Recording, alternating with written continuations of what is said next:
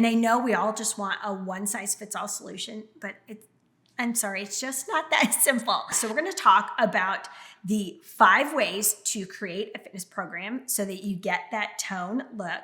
I'm also going to give you the exercise science behind muscle. When we exercise or when we start a fitness program, for a lot of us, our goals are, I want to tone up, I want to lean out, I want to be healthy. I want to change my body composition where I'm reducing fat mass, but I'm increasing muscle mass, because we all know up to the age of 35, we are steadily losing muscle mass. So just how do I preserve that and look tone without looking bulky? Because I know that's a fear a lot of us have, is if I lift heavy, is it going to create significant gains where I see an increase in size? You want to see shapely shoulders, you want to look fit, you want to lean out, but you don't want to see a big increase in size. So we're going to talk about the 5 ways to create a fitness program so that you get that tone look. I'm also going to give you the exercise science behind muscle, because it works in one of 3 ways. It grows, it stays, or you lose it. If you don't use it, you lose it. And so especially if you're older like me and you're in your 40s, you have got to be using that muscle. So what type of exercise should you be doing to get that tone look? So the literature actually doesn't say tone, right? The literature has hypertrophy and endurance and strength. So I'm going to break that down as well. Give you a little exercise science here. Okay, so for the longest time, we've kind of just changed the way that we say getting strong in terms of long and lean, things like that. But what toning is it typically refers to this lean defined appearance by reducing body fat and increasing muscle size. But as I mentioned, it's more of an aesthetic goal. It's not necessarily an exercise science term. This next term, hypertrophy, you might hear it a lot in the fitness world right now. And what hypertrophy is it's increasing the size of your muscle fibers. It's the process of stronger muscles and increasing fiber size for strength, performance, and aesthetics. So you're born with a certain amount of muscle fibers. You're not adding new muscle fibers. You're just changing those muscle fibers and making them stronger. And then we have strength. Strength is something that's just kind of our common denominator, right? I'm going to go do a strength workout. What strength training does is it focuses on increasing the maximum amount of force that a muscle can produce. So when you have strength or when you're strong, think about your daily activities just being easier, how muscles work. Okay, so hypertrophy is muscle growth. It happens when muscles are challenged and then repaired, which is a totally normal process. During a workout, muscle fibers undergo tiny tears, which triggers an inflammatory response, bringing nutrients, hormones, and cells to that repair. This is essential, and this is where the change happens. It gives your muscles shape. As I mentioned earlier, you are increasing existing muscle fibers. You're not adding new muscle fibers. You're changing the shape of those muscle fibers and making them stronger. When training, there will always be some degree of hypertrophy. Small scale to large scale, kind of depending on the workouts that you're doing, the volume, the frequency, how often you're doing those workouts. We're going to get into that a little bit later when I give you the big 5 ways to create your fitness program. When you're doing hypertrophy, when your muscles are undergoing hypertrophy, it increases your metabolism. Your BMR, that is your basal metabolic rate. The more muscle you have, the higher your metabolism is at rest. So as I'm sitting here and talking, I would be burning more if I had more muscle. Here's the thing too, especially with women, we think when I lift heavy, oh my gosh, I'm right away going to see these significant gains. It does not happen overnight. In fact, we're in this for longevity, right? We're all about trying to be healthy. So don't just look at a fitness program, I just want 4 weeks and then I'm done. You're in it for the long haul. I would say that probably around 3 months is when you would start to see a noticeable difference in, say, seeing some shape in your shoulders. Now, fat loss, that's going to happen much earlier in the process. You're going to see fat loss within, the first couple weeks of starting a fitness program. All right, so muscle loss, this is called atrophy. And y'all, as we age, we are losing muscle mass. It's actually 3 to 8% each decade after the age of 35. Sometimes you will hear this referenced as sarcopenia. It's lack of use. The best example I can give you of atrophy is, think about maybe one of your children had a broken arm and they had a cast. And when that cast came off, their arm looked a lot smaller than the arm that didn't have the cast, right? Those muscles went through atrophy. The same thing happens if we are sedentary. If we don't use it, we lose it. As we age, our metabolism and hormones, all that stuff, decrease. The way to offset that is to increase the muscle mass. Your muscles can also atrophy due to nutrition, not enough protein, not enough to preserve that muscle. And then you have muscle preservation or maintenance, or just preserving your muscle. So again, you have to use it to keep it. If you're in the process of preserving muscle, which might look like strength training 2 or 3 times a week, it prevents the atrophy, it prevents the muscle loss. You can sustain current strength and size, but you're still training your body for endurance, for strength, for efficiency, for all of those really good benefits you get from a workout. So then there's this fourth group that I like to call muscle efficiency. And this is all the things that a strength training routine can do without having aesthetics in mind. It helps your coordination, your neuromuscular efficiency. So neuromuscular is just a fancy way of saying your brain talking to your muscles. It's the communication between your brain and muscles and the responses you have throughout the day. It increases your body's ability to handle activity. It improves blood flow and better oxygen delivery. It also helps with the connective tissues and preventing injuries. So now that we know how muscle works, let's talk about body composition, because this is really important when you're talking about toning or leaning out. It's reducing fat and increasing muscle. Okay, so fat doesn't turn into muscle and muscle doesn't turn into fat. Fat is simply lost.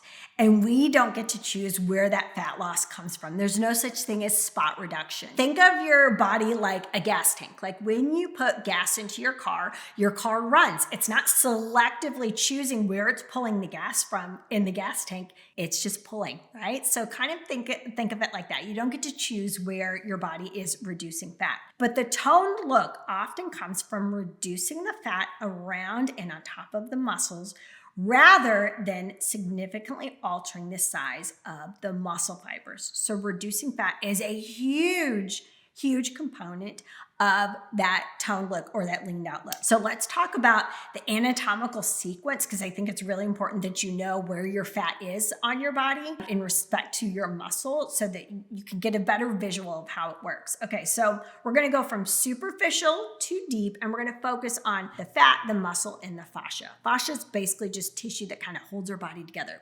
Our bodies have a lot of it. Okay, so the superficial layer, you've got your skin.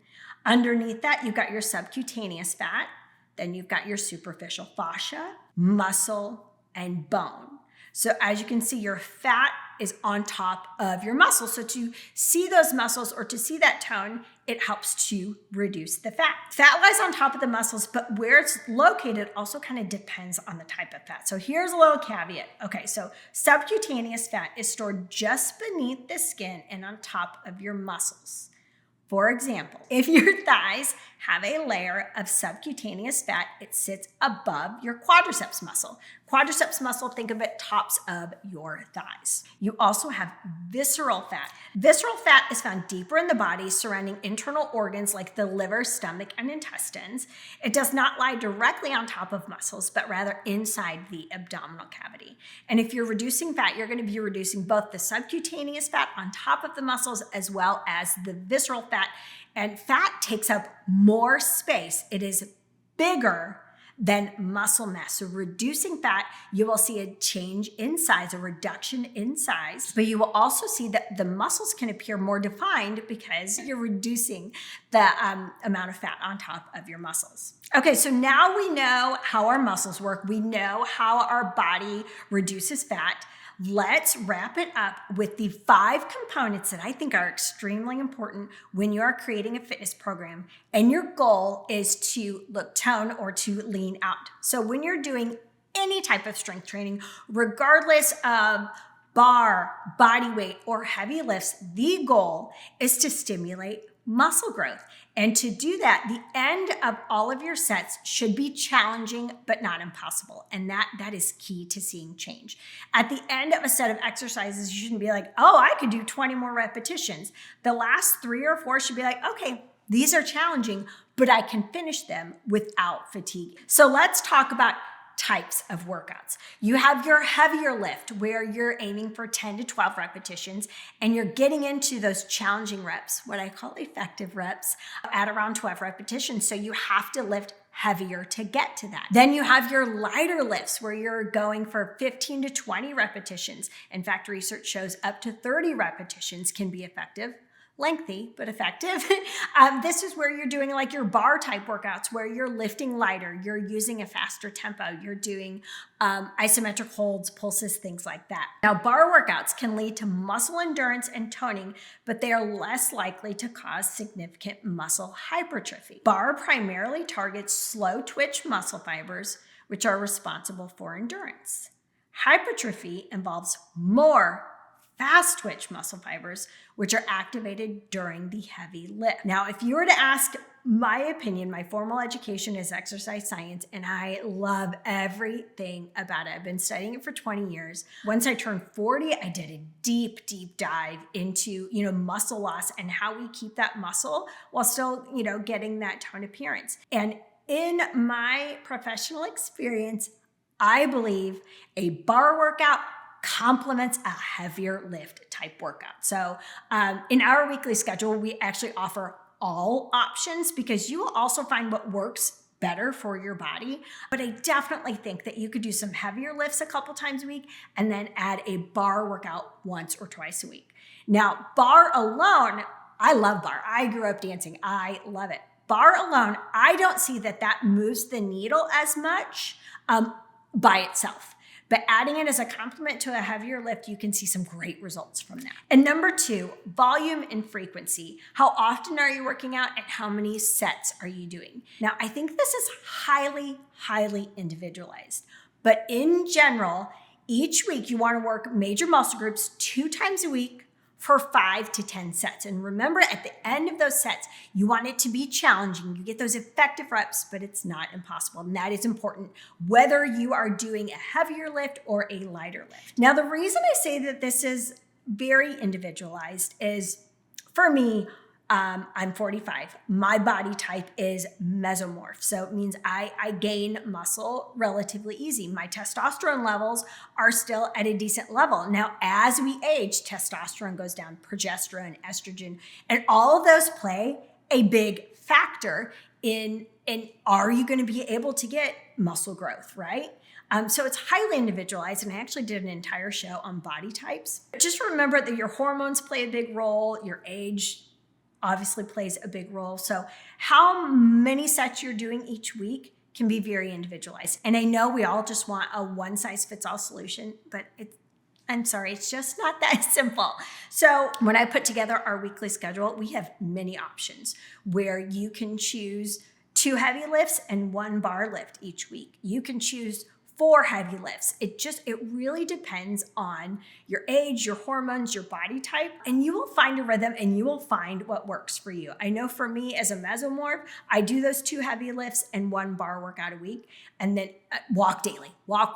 We're gonna get into that here in a second. But number 3, recovery is super important. Muscles need 36 to 48 hours of recovery after being worked. So you never want to follow a lower body day by a lower body day, all right? You want to give those muscles recovery because remember, recovery is where the change happens. That's when all those nutrients and all that repair is happening, and that's when the change happens. And if you don't give muscle groups recovery, what tends to happen is a lot of cell swelling and a lot of inflammation, and that won't get you to your goals. And then there are recovery weeks. Oh my goodness, a handful of years ago, I didn't realize just how beneficial recovery weeks can be.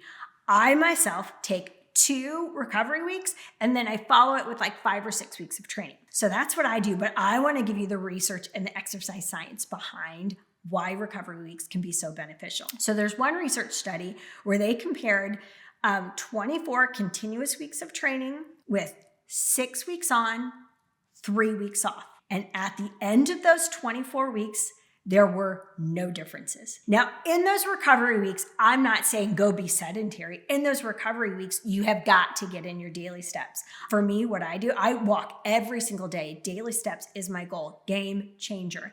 And then I'll maybe run a few times, but those recovery weeks can be really, really beneficial. So now let's move into cardio. So you've heard me talk about walking. I'm a huge fan of walking, and don't overcomplicate it, right? You don't have to have a fit watch. You don't have to have a weighted vest. Literally, you can walk out your door for 15 minutes and walk back home. 150 minutes minimum per week. You want to accumulate whether you're doing continuous steps or non-continuous steps. 150 minutes minimum each week. If you like to run, you could land some combination of 75 minutes of running and walking. Now, all of that research comes from the American College of Sports Medicine. So cardio is a huge component. A lot of us jump into a fitness routine and we think, okay, I'm going to get the strength training. But if you don't get that cardio component in there as well, you're not going to see fast results that you would see as doing both. So changing your body composition and to see those results a little bit faster, you have got to do both. And number 5, nutrition.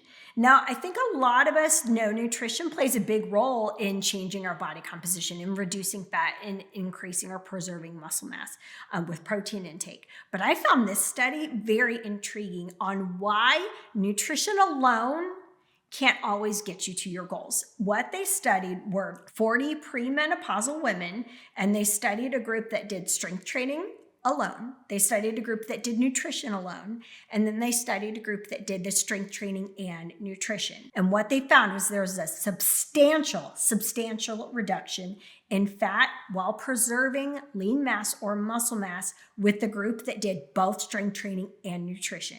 And this was way over just doing the nutrition alone.